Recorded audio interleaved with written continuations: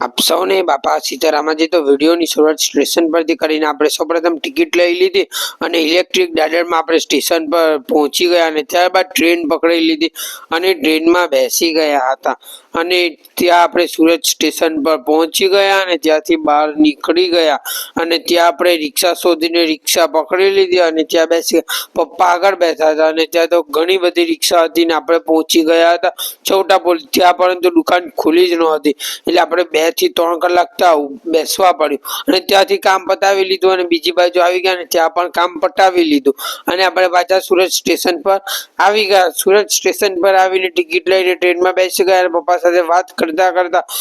ટ્રેનમાંથી આપણે સુરત સ્ટેશનથી નીકળી ગયા અને વલસાડ પહોંચી ગયા। વલસાડની શરૂઆત થઈ અને વાતાવરણ પણ ખરાબ હતું ને આપણે સ્ટેશન પર આવ્યા અને જોરશોરમાં વરસાદ ચાલુ થઈ ગયો હતો અને આપણે સ્ટેશન પર જ ઊભી રહી। વિડીયો ગમ્યો હોય તો લાઈક કરજો।